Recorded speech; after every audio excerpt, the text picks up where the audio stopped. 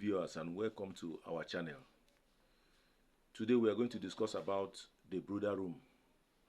Now, in poultry business, we have the brooder room and we have the pen where you transfer your birds after brooding them to the pen where they will now grow to maturity and you take them to the market.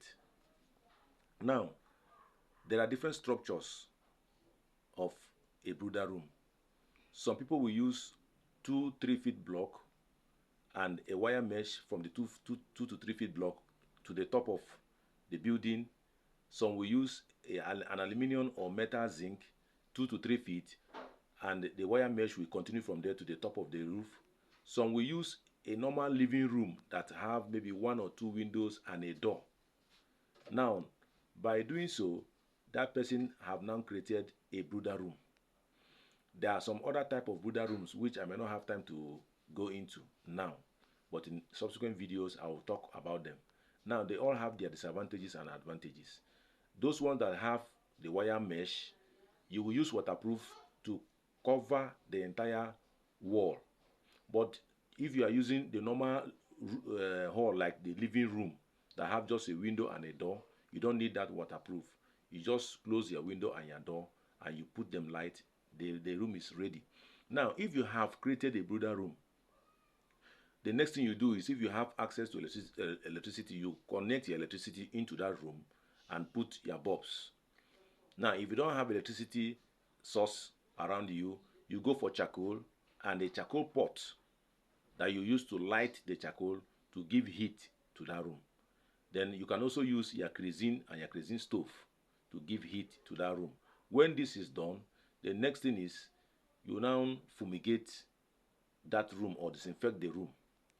Now, when you disinfect the room, if the room is a new room where you have not brood birds before, you don't need much of a disinfectant or much of a fumigation. You just go for any original disinfectant in the market anywhere in the world and use it to disinfect the room. But if it is a room that you have brooded birds for like 1, 2, 3 or 4 many different occasions, you now need a stronger disinfectant or fumigation so that you can eradicate the microorganisms that the previous brooding have, the previous birds that you brooded have deposited in that particular room.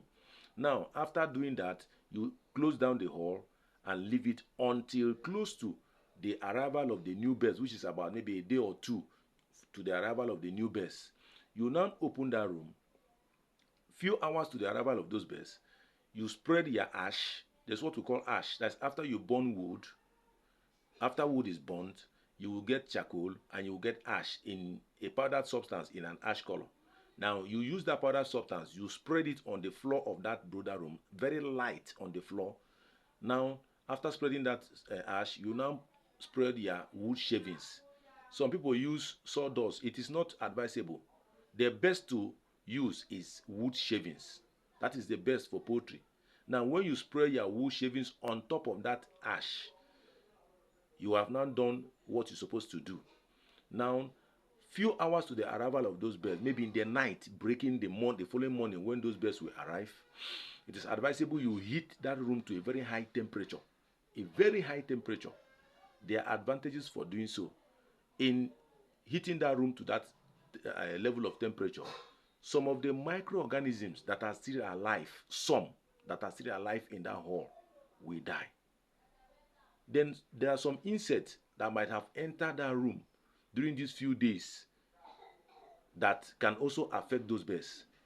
That high temperature will kill them. Now, after doing that, as the birds arrive at your farm, first of all, you go and reduce the temperature in that room before you now spread your birds in that room. Then you use your drinkers and your feeders that you have already disinfected days back and they are dried.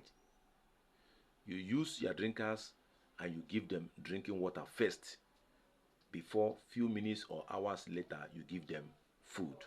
First of all, give them drinking water, give them some time, then you now introduce feed. That is where we'll end for today's video. We'll continue our subsequent video. Thank you and God bless.